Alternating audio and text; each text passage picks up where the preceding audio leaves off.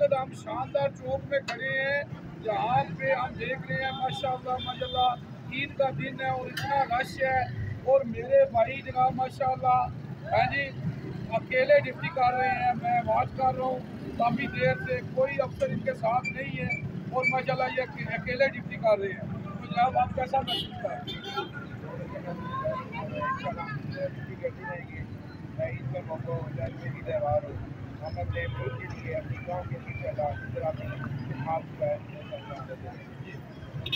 बहुत शुक्रिया बहुत।